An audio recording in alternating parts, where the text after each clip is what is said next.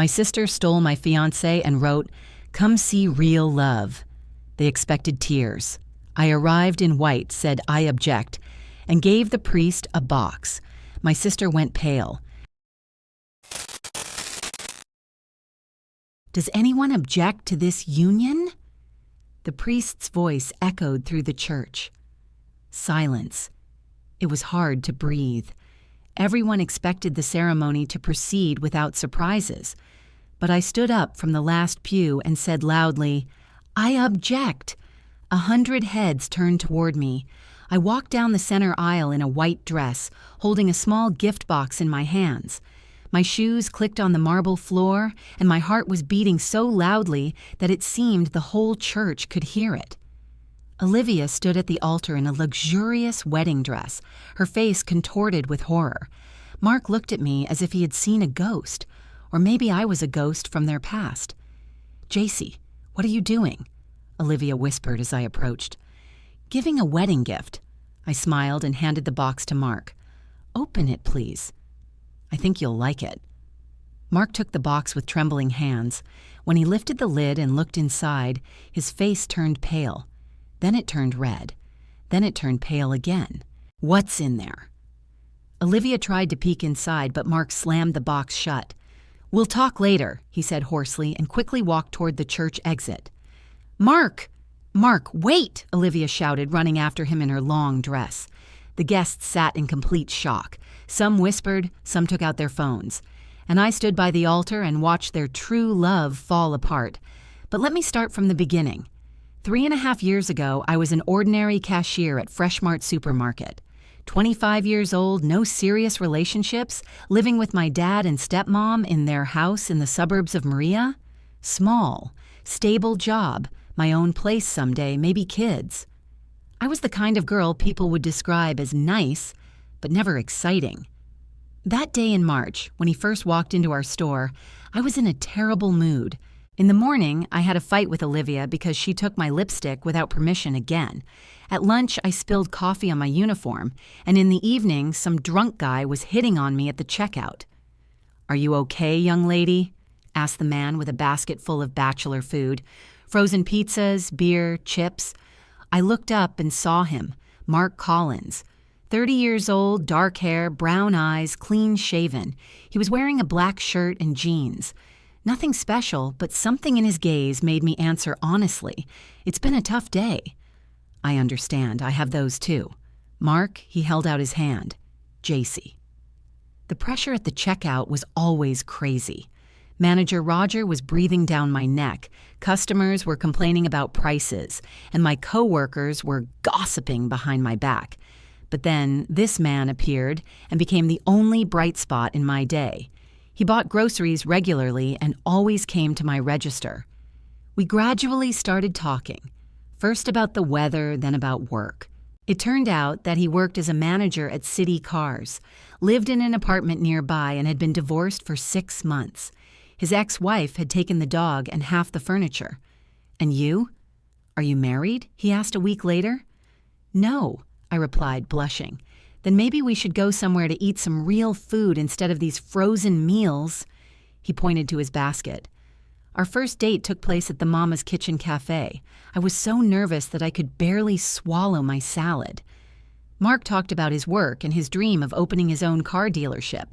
I listened and thought that I had never met a man who took life so seriously. He had plans, goals, ambitions.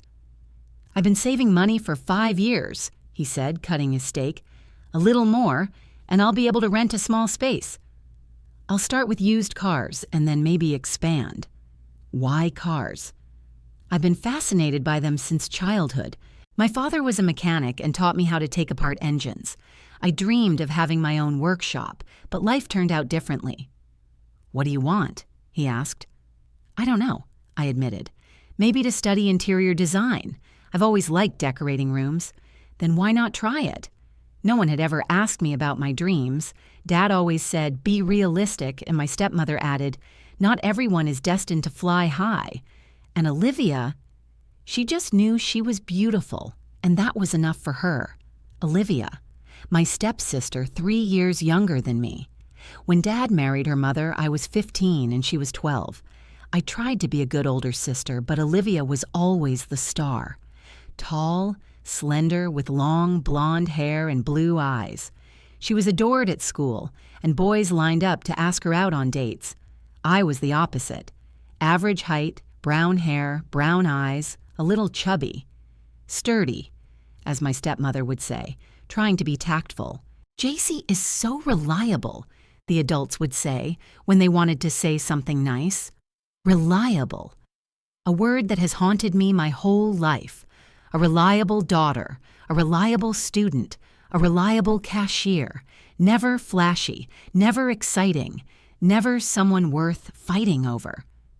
Olivia finished hairdressing school and got a job at Glam Beauty Salon. Her clients adored her, especially the men who came in for haircuts. She always had admirers, but she never took them seriously.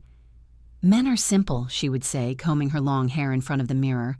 "The main thing is to know how to handle them. A little flirting, a little aloofness, and they'll dance to your tune." "But what about real feelings?" I asked. "Real feelings?" she laughed. "JC, you're so naive. Feelings come and go, but practicality remains. It's better to have a man who can provide than to fall in love with beautiful eyes." I looked at her and envied her. Not her beauty, although I envied that too. I envied the confidence with which she moved through life, knowing that she would always be desired. For her, the world was simple. There are beautiful and ugly people. There are those who take and those who give. When I started dating Mark, Olivia ignored it at first. It was strange for her that I had a boyfriend, and a normal one at that. But Mark seemed enchanted by me, and it was amazing. "He's really not bad," she said after meeting him for the first time, "although he's not my type." "What's your type?" I asked. "More energetic." "Yours is too serious. And he dresses boringly. I like the serious one." Mark gave me flowers, took me to the movies, listened to my worries about work. 6 months later, I moved into his apartment. Life became like a fairy tale I never dreamed of living. "You changed me," Mark said, kissing me on the forehead. "I used to live like a robot. Work, home, TV, sleep. Now I want to build a future." Olivia was dating a guy from the gym, then a bartender named Ryan, then someone else. She never stayed with one guy for long. When she came to visit us, Mark was polite but reserved. "Your sister is beautiful," he said once after her visit. "Yes," I agreed, freezing inside. "But she knows it too well. And she's too young. I like women with character, with experience. Like you." I thought then that I was lucky. Finally, I had found a man who saw Olivia's beauty, but did not succumb to her charms. Finally, I had won this eternal competition that I had never spoken about aloud. Mark and I lived together for 2 years. They were peaceful, happy years. He helped me in the evenings with the design courses I had finally decided to take. I cooked his favorite meals and listened to his stories about work. We talked about marriage, children, and our own house with a garden. "You know," he said one evening, "I never thought I could be this happy. My first marriage was a mistake from the start." "Why?" "We were too different. She wanted constant entertainment, parties, adrenaline, and I'm a homebody at heart. I feel calm with you." Calm. Another word from my personal vocabulary. But at the time, I thought it was a compliment. Olivia was going through another conversation with her latest boyfriend, this time with clothing salesman Blake. He was younger than her, but very handsome. "He's dumb as a tree," she complained over dinner at our place. "But look at his eyes." "Then why are you dating him?" Mark asked. "What can I do?" "There are no normal men. They're all either married or busy with work or—" She looked at Mark. "They don't pay any attention to beauty." I didn't realize then that this was the first warning sign. How wrong I was. Mark proposed in June, after 3 years of dating. Nothing fancy or luxurious. Just the two of us on the beach, the sunset, and a box with a ring. "JC Meredith, you would make me the happiest man alive if you would marry me," he said down on one knee, while I cried with happiness. "Yes, Yes, yes, yes, the ring was small and modest, but to me it meant everything. I was finally the one someone had chosen. Not a backup option, not a reliable friend, but a beloved woman with whom someone wanted to spend their life. When we announced our engagement, Dad raised his eyebrows in surprise. Well, congratulations, daughter. I didn't think it would happen so soon. My stepmother, Gloria, hugged me, but her smile was forced. The main thing is not to rush into the wedding. You have to think everything through carefully. Olivia sat on the sofa and looked at her phone. Congratulations, she said without looking up. The ring is cute. Cute? I asked. Don't you think that's a bit cold? What am I supposed to say? Dance with joy? You're getting married. It's your business. So I chalked it up to her personality. Olivia had always been selfish. The whole world had to revolve around her, and if someone else got attention, she sulked. We set the wedding date for September, a small ceremony in a church, a reception at the Golden Crown restaurant for 50 people. Mark's parents agreed to give us $10,000 for the wedding, a substantial amount that covered almost all the expenses. We're glad Mark found you, said his mother Elizabeth, a sturdy woman with gray hair. After that awful Samantha, we were afraid he would never trust anyone again. I threw myself into wedding planning, choosing the dress, flowers, menu, music. My friend Martha, whom I'd known since school, became my maid of honor. I can't believe you're finally getting married, she said as we were choosing dresses at the bridal salon. Remember how we dreamed about this when we were 17? Martha Willow worked at an accounting firm and had been married for 2 years, but she didn't have a wedding. She and her husband just signed the papers. She was short, plump, with red curly hair and a constant smile. Back then, I thought you'd be the first, I admitted. Life is unpredictable, but I'm happy for you. Mark is a good man. I invited Olivia to help me choose a dress. She arrived 40 minutes late. Sorry, a client kept me, she said, chewing gum. When I came out of the fitting room in a snow-white lace dress, Martha clapped her hands. JC, you look like a princess. Olivia looked me over critically. Not bad. But this style makes you look a little fat. Maybe try something with vertical lines? I like this one, I replied. It's up to you. I'm just saying. Mark and I spent the evening at his place. I showed him photos of dresses on my phone, and he smiled and kissed me. You'll look beautiful in any dress. Olivia said this one makes me look fat. Olivia always has something to say. Don't pay any attention to her. He went to take a shower, and I stayed on the couch with his phone. It was lying on the table. The screen lit up. A message had arrived. I wasn't going to spy, really. I just wanted to see if it was something important. The message was from O. You were incredible today. I can't stop thinking about you. My heart skipped a beat. O couldn't be Olivia. No, that's absurd. Maybe someone from work? Alenka, Octavia? I opened the chat and saw their correspondence. We can't go on like this. JC is my sister. I know, baby, but I can't resist you. Does she suspect anything? No, she's too busy with the wedding. I read it and couldn't believe it. The messages were from yesterday. They met yesterday while I was working the night shift at the supermarket. Mark said he was going to his parents' house. My hands were shaking so much that I could barely hold the phone. I scrolled up through the conversation. The first message was dated a month earlier. Hi, Mark, it's Olivia. Can we meet? I want to discuss a gift for JC. Next came arrangements for a meeting. Innocent at first glance. Then the tone changed. You're so different from other men. And you're different from other women. JC mustn't find out about this. She won't. I love her. But you're better off with me, aren't you? I wanted to throw my phone against the wall, scream, cry, but instead, I started taking pictures of the screen with my phone. Evidence. I need evidence. When Mark came out of the shower, I was sitting on the couch with a stony face. What's wrong? He asked. Who is O? He turned pale. JC. Who is O, Mark? I can explain. Explain. He sat down next to me and tried to take my hand, but I pulled it away. It just happened. I didn't plan it. We just met to discuss a gift, and then, JC, I'm confused. Confused? You're sleeping with my sister and you call that confused? Please don't yell. I'll yell as much as I want. How long has this been going on?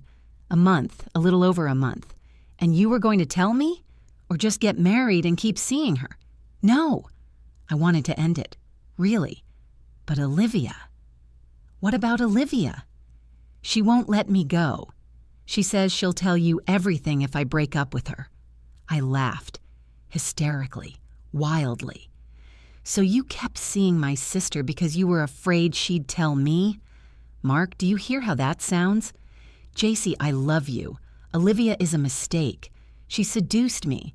She seduced you. She's 25, not 15. You're a grown man, Mark. I got up and started gathering my things. Clothes, cosmetics, books. What are you doing? Taking my things. JC, don't go. We can talk this over. Talk it over? You cheated on me with my sister a month before our wedding. What is there to talk about? I called a taxi and went to Martha's. She opened the door in her pajamas, sleepy and surprised. Jace? What happened? I burst into tears right on the doorstep. Martha pulled me into the apartment, sat me down on the sofa, and made tea. Tell me everything. I told her everything. Martha listened, her face growing increasingly stern. That bastard and that bitch. JC, I'm so sorry. The next day I went to my father's. I needed to talk to Olivia. She was at home, sitting in the kitchen, drinking coffee. Oh, hi, she said indifferently. You slept with Mark. She didn't flinch or turn pale. She just put down her cup. Did he tell you? I saw the messages. So what now? Are you going to make a scene? Why? My throat tightened. Why did you do it? Olivia shrugged. You can't control your heart, JC. We fell in love. Fallen in love? In a month? Sometimes a day is enough. You wouldn't understand. You and Mark never had real passion. You're more like roommates than lovers. I'm your sister. Your stepsister. And it's not my fault he chose me. Gloria entered the kitchen when she heard the shouting. What's going on here? Your daughter slept with my fiancé. Gloria looked at Olivia, then at me. JC, don't be dramatic. If Mark changed his mind. Don't be dramatic? Mom, she stole my fiancé. I didn't steal anyone, Olivia said calmly. He came to me himself. I stood there looking at them both. My stepmother, who always put her daughter above me. My sister, who always got everything easily. And suddenly I understood everything. I wasn't family to them. I had always been a stranger in this house. The wedding is off, I said, and I don't want to see you anymore. JC, don't be childish, Gloria began, but I was already heading for the door. Dad came out of the living room. What happened? Ask your wife and her daughter. I drove back to Martha's. The next few days were a blur. I called the guests, canceled the restaurant, returned the dress. Mark called constantly, but I didn't answer. Olivia sent one message. I'm sorry you feel that way. I hope you'll understand someday. Martha held me when I cried at night. They're not worth it. None of them. A week later, Mark came to Martha's. I didn't want to see him, but he stood at the door and rang the bell. JC, open the door. We need to talk. Go away. I'm not leaving until we talk. Martha looked at me. Do you want me to kick him out? No, I'll do it myself. I opened the door. Mark looked terrible. Unshaven with dark circles under his eyes, in wrinkled clothes. JC, I'm sorry. This is the biggest mistake of my life. What mistake? Did you cheat on me or get caught? I cheated on you. I wasn't thinking. I was a fool. You were a fool? Mark, you were going to marry me while having an affair with my sister. I know, and I'm terribly ashamed, but I can fix everything. We can start over. Start over? I laughed. How? Do you think I can trust you after this? I'll break up with Olivia. Forever. She means nothing to me. "Then why did you sleep with her?" He fell silent. Then he said quietly, "Because she's different. She's exciting. Everything with her is so intense, so vivid. And with you, it's peaceful," I finished. "You've said that before." Only then I thought it was a compliment. It is a compliment. JC, I want peace. I want you. Olivia is just a fantasy that's over. A month isn't a fantasy, Mark. It's a choice. You chose her every day for a month. He tried to take my hand, but I pulled away. Go to Olivia. Maybe she'll give you the excitement you lacked with me.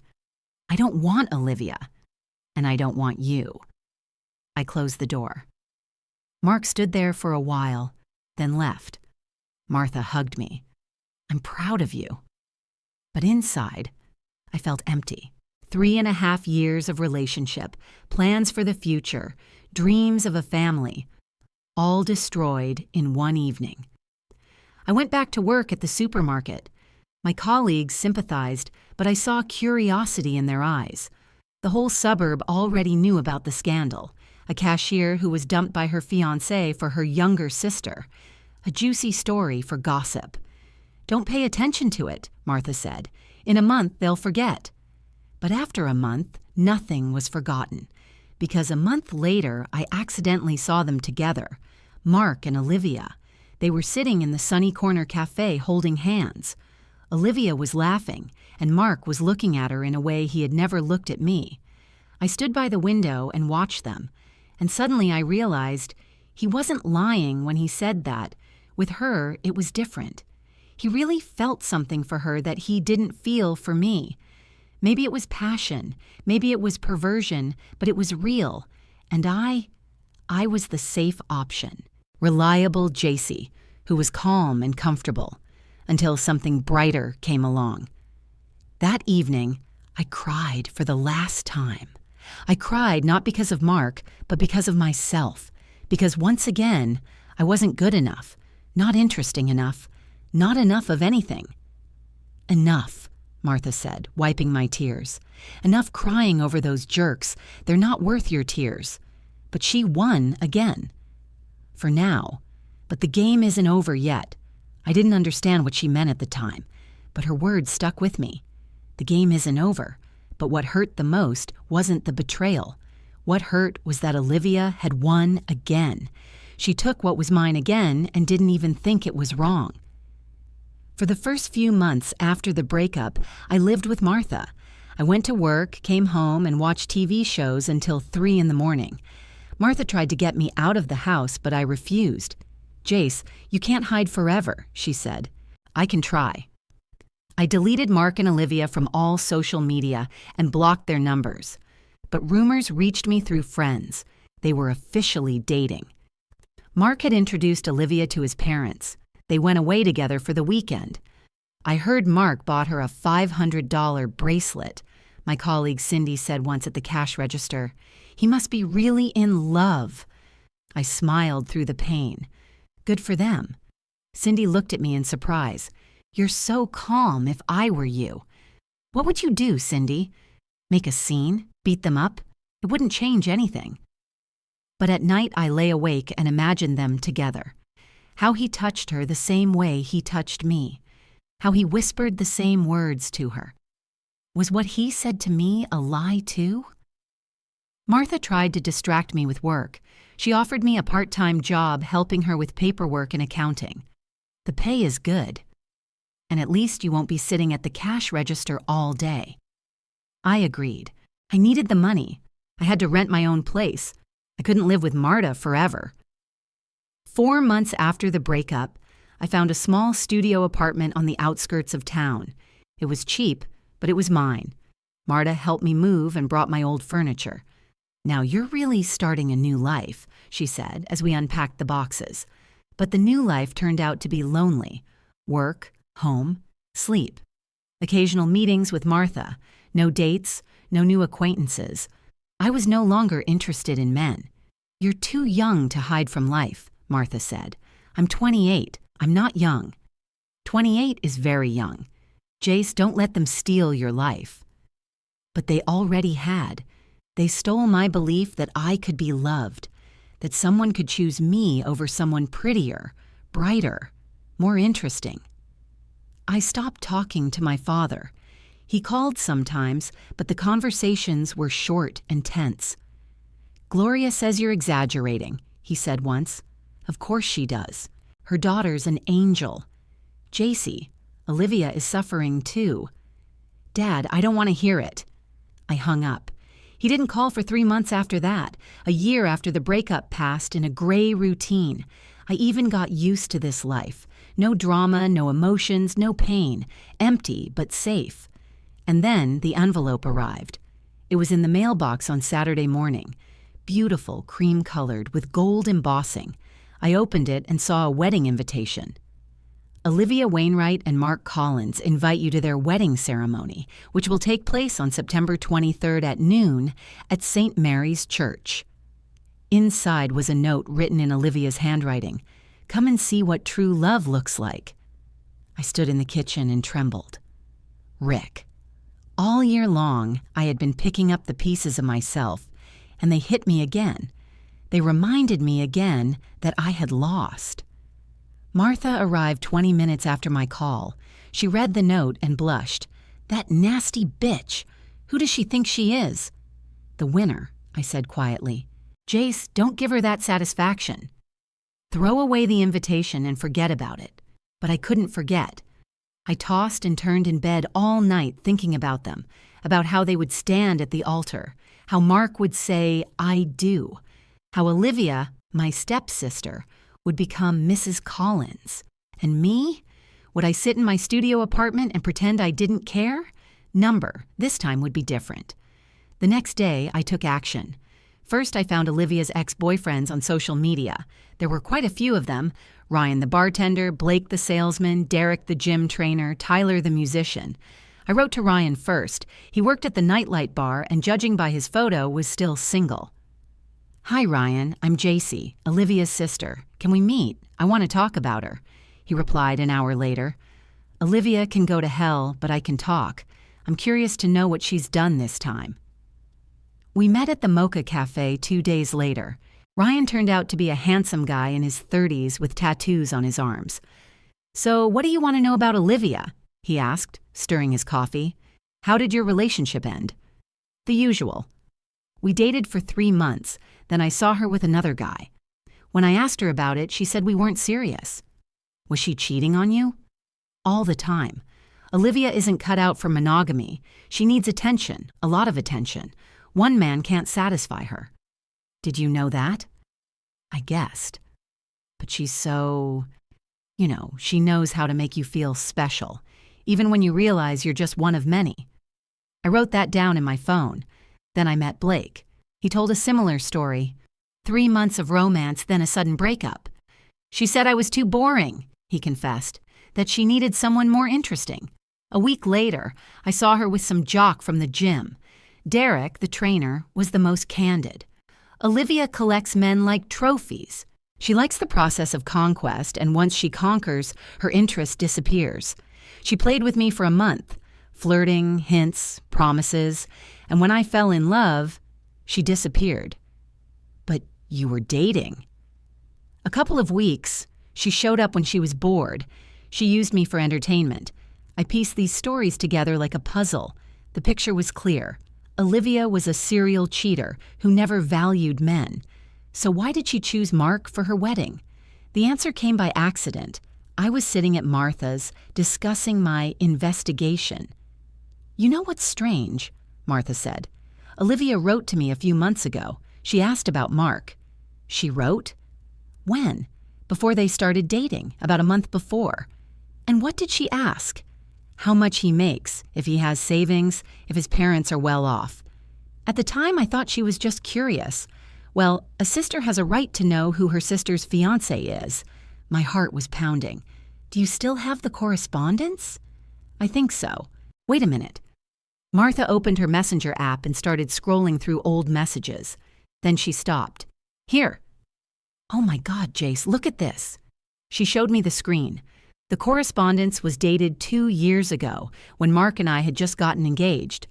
Martha, tell me honestly, how much does Mark earn? Why do you ask? Just curious. Jace never tells me anything. About $60,000 a year. Plus, his parents are well off and their house in the suburbs is worth close to $300,000. So he's not a bad option. Option? Olivia, he's your sister's fiancé. Calm down, I'm just saying. JC is lucky. Then there was another conversation later on, 3 months before the betrayal. Martha, I think I'm going to meet with Mark. What? Are you crazy? Why? He's a good man. He has money. He's stable. And JC doesn't appreciate him anyway. She's your sister. Step-sister. And I'm not going to fall in love, just get married and take half the property in a year. Easy money. Olivia, that's disgusting. It's practical. JC will find someone else, and I'll finally be set for life. I read it and couldn't believe it. She had planned it. From the very beginning, she had planned to seduce him, marry him, and divorce him for the money. She's using him, I whispered. That bitch, Martha was pale. She planned this from the very beginning. Martha, can you send me that correspondence? Of course. But what are you going to do? I smiled. For the first time in a year, I smiled genuinely. Ruining their wedding. Jace, are you serious? Absolutely. Martha, she wants to play? Let's play. I spent the next few weeks preparing.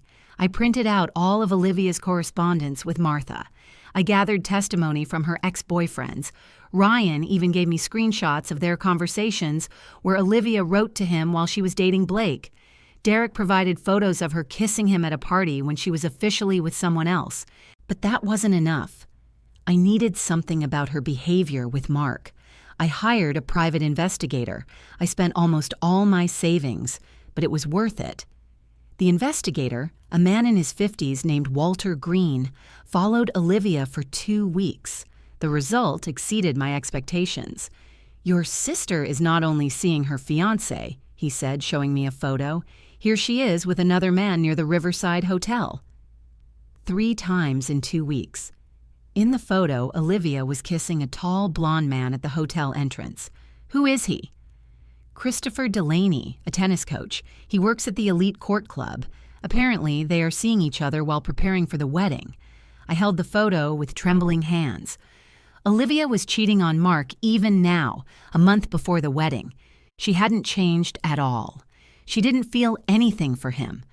I need all the evidence, I told Walter. I have videos, photos, recordings of phone calls, everything you asked for. I paid him the rest of the money and took the folder with the materials. Now I had everything I needed. Martha helped me organize everything in the right order. We compiled a dossier, correspondence, photos, evidence. Everything was neat and documented. Are you sure you want to do this? Martha asked as we put the last sheet in the folder. Yes, she ruined my life. Now it's my turn.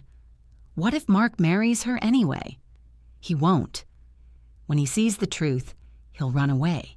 He wants true love, remember? Martha looked at me thoughtfully.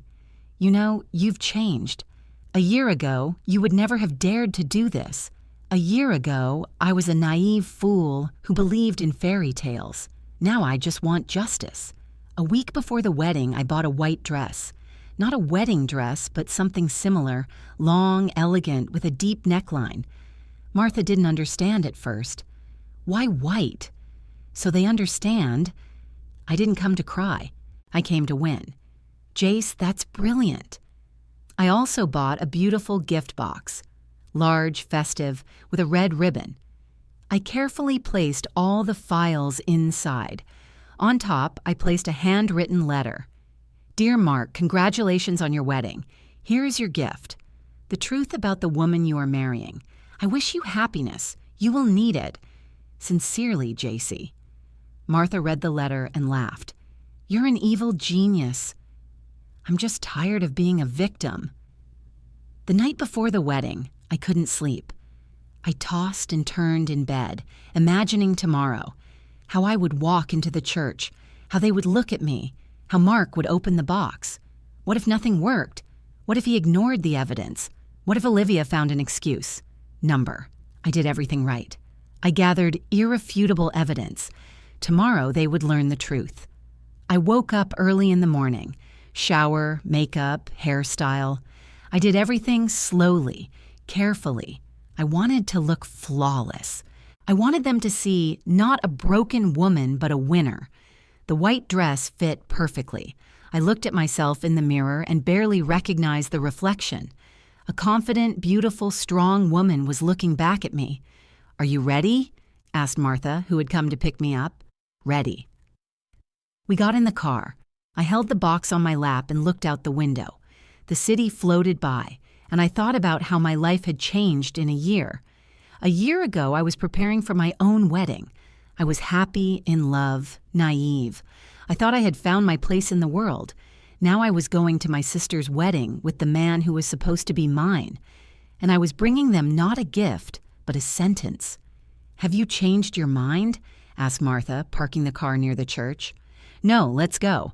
I got out of the car, took the box, and walked to the entrance. My heart was pounding, my hands were shaking, but I kept walking, step by step, toward my revenge. Guests were already gathering near the church. Some turned around when they saw me in my white dress. I heard whispers. I smiled and walked past them. Inside the church, I sat down on the last pew. Martha sat down next to me. "Everything will be fine," she whispered. I nodded. I held the box on my lap and waited. I waited for the moment when I could give them what they deserved. The truth. St. Mary's Church was decorated with white roses. Guests entered, smiled, and greeted each other. No one paid any attention to the woman in the white dress on the last pew until the ceremony began. Olivia looked stunning. Her wedding dress must have cost at least $5,000. Lace, crystals, a long train. Her hair was styled in an elegant updo. Her makeup was flawless. She walked down the aisle and everyone looked at her as if she were a goddess. Mark stood at the altar in a black suit. He was smiling, but I noticed the tension in his face. Was he nervous? Or just excited like every groom? When Olivia approached him, he took her hand. The priest began the ceremony, the standard words about love, fidelity, respect. I listened and clutched the box. "Do these two take each other as husband and wife?" asked the priest. "Yes," they replied. "Do they promise to love each other in joy and sorrow, in wealth and poverty, in health and sickness?" "We do." Then the moment came, the moment I had been waiting for. If anyone knows of a reason why these two should not be married, speak now or forever hold your peace. Silence. I stood up. I object. All heads turned to me. Olivia turned pale. Mark's mouth opened in surprise. The guests began to whisper. I walked down the aisle, each step echoing in the silence of the church. My white dress fluttered around my feet. I held the box in front of me like a shield. "JC," Mark whispered as I approached. "What are you doing?" Olivia hissed. "Giving a wedding gift," I said, handing the box to Mark. "Please open it. I think you'll like it." "JC, this isn't the place for—" he began. "Open the box, Mark." He looked at Olivia, then at me. He took the box. His hands trembled as he untied the ribbon. He removed the lid. My letter was on top. He read it, and his face changed. Then he pulled out the first folder, Olivia's correspondence with Martha. "What's this?" Olivia asked, trying to peek inside. Mark read, his lips moving silently. "I think I'll meet Mark. Just get married and take half the property in a year. Easy money." "Mark, let me see." Olivia reached out, but he pulled the folder away. You planned this?" His voice trembled. "From the beginning." "Mark, it's not what you think." He pulled out the next folder. Photos of Olivia with Christopher outside a hotel. They were kissing, hugging. The dates on the photos were 2 weeks ago, a week ago, 3 days ago. "Who is this?" Mark held the photo so tightly that it crumpled. "Mark, I can explain." "Who is this, Olivia?" "Christopher. It doesn't mean anything." It doesn't mean anything? You're kissing him 3 days before our wedding, and it doesn't mean anything." The guests began to stand up, trying to hear better. Mark's parents, Elizabeth and William, sat in the front row with their mouths open. His father and stepmother were there too. Gloria looked scared. Dad just stared at Olivia. Mark pulled out more folders. Testimony from Ryan, Blake, Derek. Photos with different men. Correspondence where she discussed them using offensive words. "You cheated on everyone," Mark said quietly, but every word could be heard in the church. "Every man you dated, including me." "Mark, listen. How many were there? How many during our relationship?" Olivia was silent. Her face was red with shame and anger. "Answer me," he shouted. "I don't know," she cried. "Several, but it doesn't matter. It doesn't matter." Mark laughed hysterically. "You cheated on me, planning to marry me for money, and it doesn't matter." "You're no angel." Olivia turned to me. "You cheated on Jace with me. You're no better." "But I didn't plan it. I didn't use you for money. I thought you were different." He threw the box on the floor. Papers scattered. Photos flew in all directions. Guests picked them up, looked at them, whispered even louder. "Mark, wait!" Olivia grabbed his arm, but he pulled away. "Don't touch me. Don't ever touch me again." He headed for the exit. Olivia rushed after him, but he pushed her away. "Mark, please, I can explain everything." "There's nothing to explain, it's clear." He left the church. The sound of an engine could be heard. He drove away. Just like that, in his wedding suit, leaving everything behind.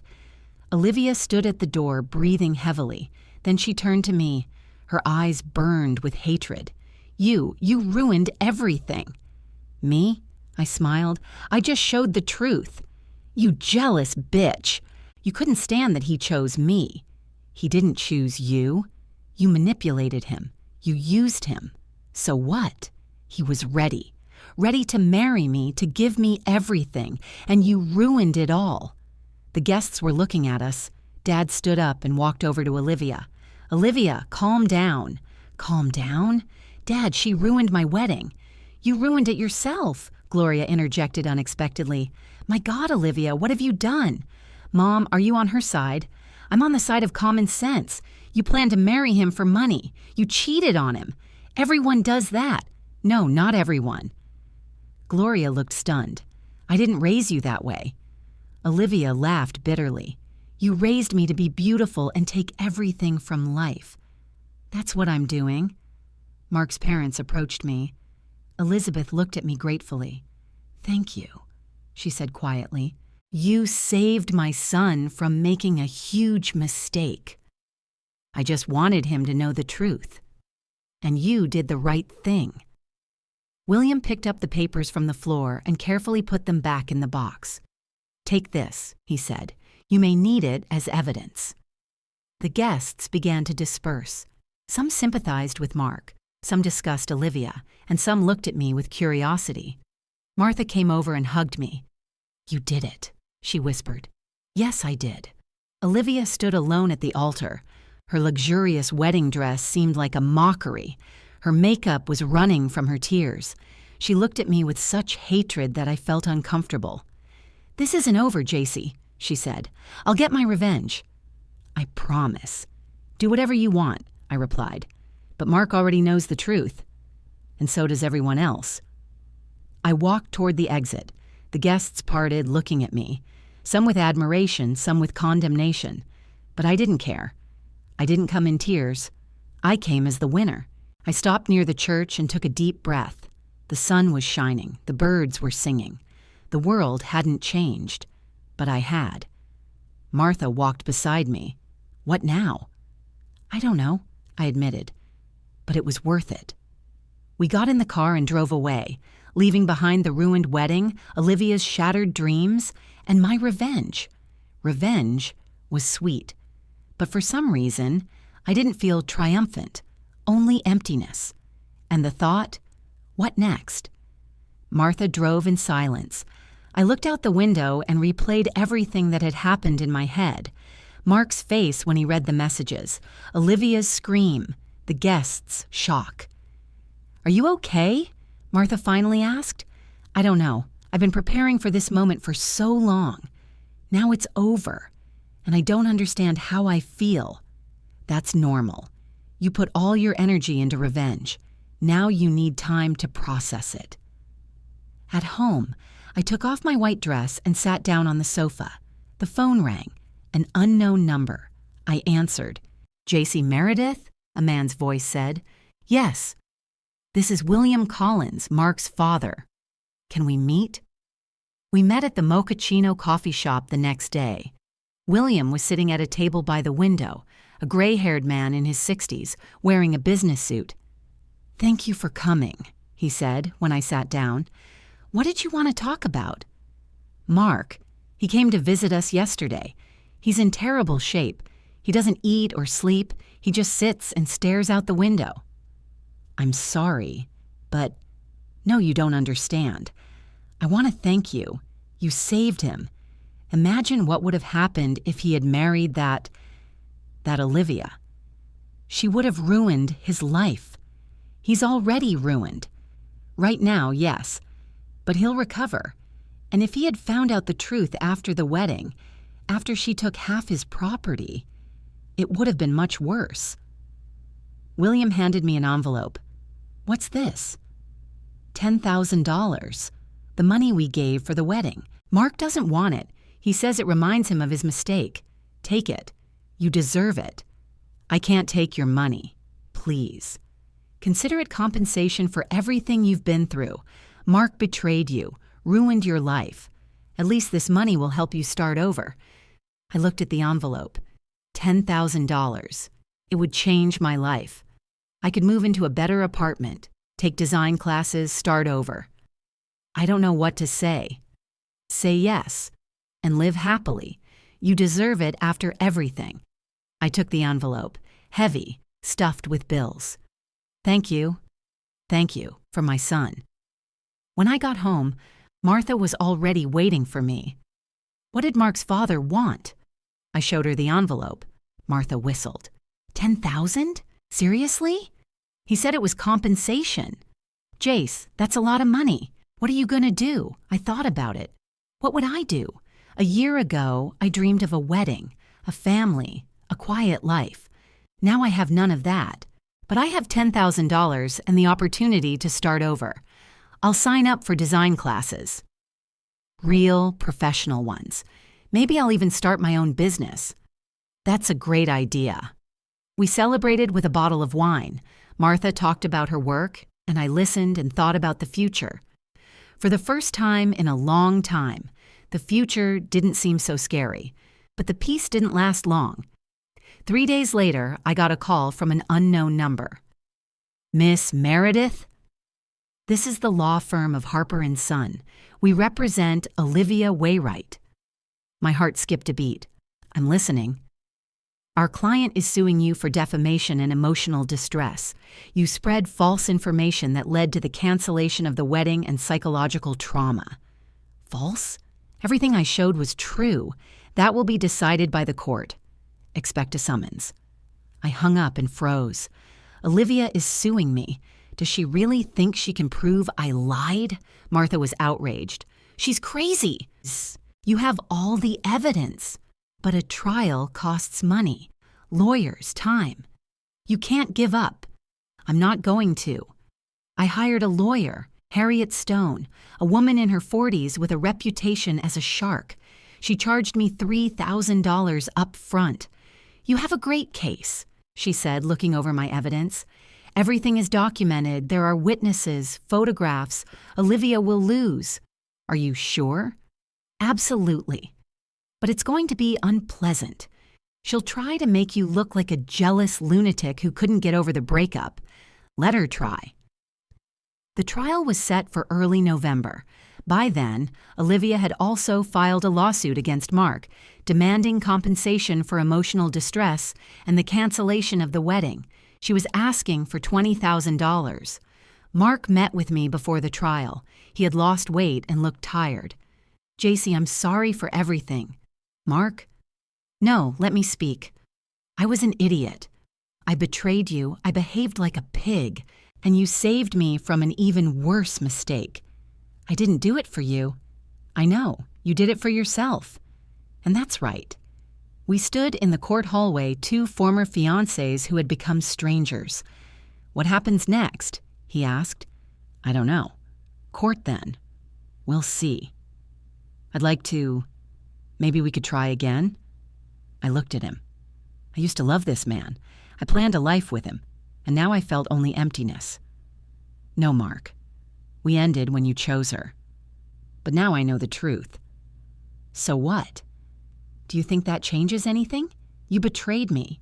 Not because of Olivia's manipulation, but because of your own choice. And that can't be fixed. He nodded, understanding. I wish you happiness, JC. True happiness. You too. He left, and I realized that this was really the end. I don't love him anymore. I don't hate him. I just don't feel anything. The courtroom doors opened. The moment of reckoning had come, not only for Olivia, but for me as well. The trial proved to be exhausting. Olivia hired Robert Kane, a lawyer with a reputation as a ruthless fighter. He tried to portray me as a jealous woman who had fabricated evidence. Miss Merritt, isn't it true that you couldn't get over your breakup with Mr. Collins? He asked during the hearing. I got over the breakup, but I couldn't get over the betrayal. And so you decided to take revenge on my client? I decided to tell the truth. The truth that you diligently collected over months, hired a detective, talked to Miss Waywright's ex-boyfriends, forged correspondence? I didn't forge anything, I exclaimed. My lawyer, Harriet, stood up.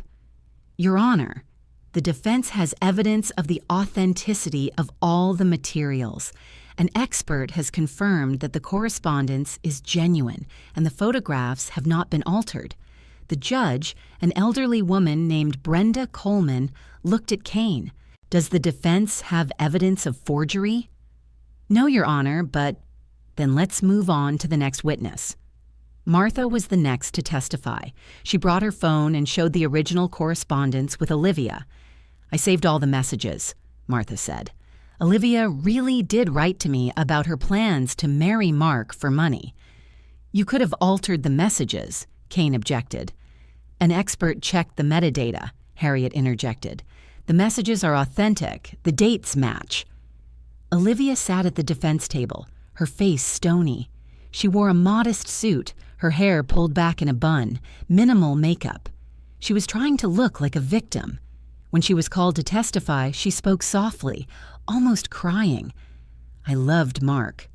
I really did. JC misunderstood that correspondence with Martha. It was a joke, nothing more. A joke? Harriet approached her. You were joking when you wrote, just get married and take half the property in a year? Yes. Martha knew I wasn't serious. Miss Willow says otherwise. She says you really did have that plan. She's lying. She's always been on JC's side. What about the cheating? Harriet showed her the photos with Christopher. Is that a joke too? Olivia fell silent. Then she said quietly, I made a mistake. Christopher. It was a weakness, but I was going to tell Mark after the wedding. After the wedding? When you were officially Mrs. Collins? I don't know, I was confused. Judge Coleman listened attentively. When all the testimony was complete, she adjourned the hearing for a week to deliver her verdict. That week was the longest of my life. I didn't sleep or eat properly. Martha tried to be supportive, but even she couldn't hide her anxiety. What if she wins? I asked. She won't win. We have ironclad evidence. But uncertainty gnawed at me. Judges are unpredictable. What if Coleman decided that I had crossed the line? That the public humiliation of Olivia was excessive? Finally, the day of the verdict arrived. We gathered again in the courtroom. Judge Coleman read the decision. Having considered all the evidence and testimony, the court rules Olivia Waywright's lawsuit against J.C. Meredith for defamation is dismissed. The evidence shows that all the information presented is accurate. The plaintiff has not proven the dissemination of false information.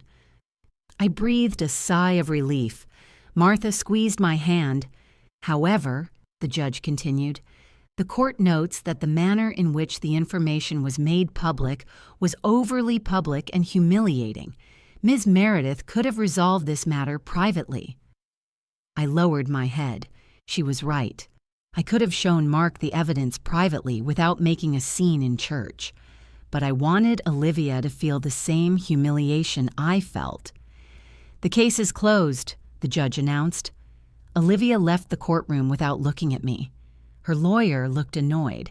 He had lost a clear-cut case, but that wasn't the end of it. A week later, the second trial began. Olivia versus Mark. She was seeking compensation for the canceled wedding. This trial was shorter. Mark's lawyer, James Richmond, presented evidence of Olivia's infidelity. My client is seeking reimbursement for the wedding expenses, Kane insisted. The wedding did not take place because of your client's behavior, Richmond countered. Infidelity, manipulation, deception. My client is not obligated to pay for that. But the judge, this time a man named Howard Briggs, saw the case differently. Despite Miss Waywright's behavior, Mr. Collins still proposed to her. They got engaged and started planning the wedding. Mr. Collins' parents gave them $10,000 for that very purpose. Your Honor, but the wedding was called off. Due to the actions of both parties, Mr. Collins could have resolved this privately. Instead, the wedding was publicly destroyed.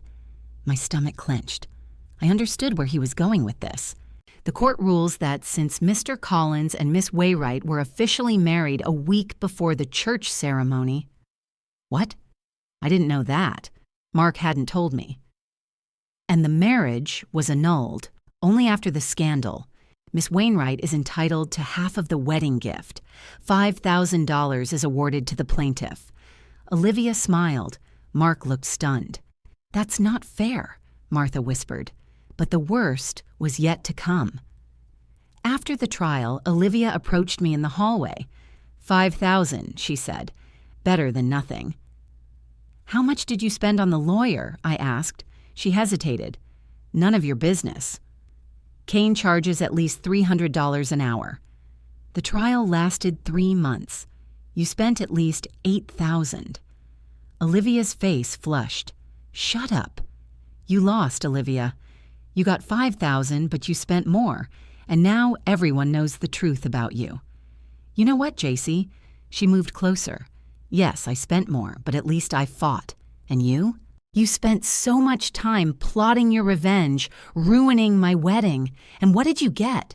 Satisfaction? A sense of victory? I was silent because she was right. You're just as empty as you were a year ago, Olivia continued. Just as lonely. Just as useless.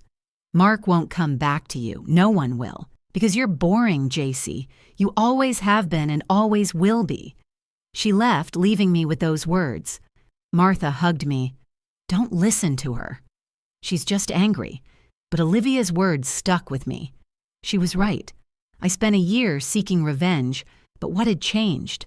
I was still lonely, still empty inside. That evening, I sat in my apartment and took stock.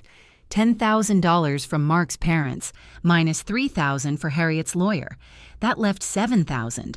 Not much, but enough to start something new. Mark called late that night. JC, I wanted to apologize for everything. Mark, I know you don't want to talk to me, but listen. This past year has taught me a lot. I was an idiot who chased after excitement and passion and lost what was real. Mark, don't do this. I still love you. Can we start over? I've changed. Number. JC, no, Mark. We're done. I'm not the girl you knew anymore. And you're not the man I loved. But bye. I hung up and cried. Not because of Mark. Not because of Olivia. Because of myself. Because of the lost year. Because of the emptiness inside. Martha came over in the morning with coffee and croissants. How are you? I don't know. Mark called. He wanted to start over. And what did you say? No, because I can't trust him. Not ever again. You did the right thing. We sat on the floor, drank coffee, and looked out the window. You know what's the scariest thing? I said. Olivia was right. I spent a year seeking revenge, and what did I get? She still got the money. Mark is still unhappy, and I'm still alone. But you're stronger. Stronger? Martha, I feel broken. Broken things can be put back together, and they become stronger where they were broken. I smiled through my tears. Is that from a book?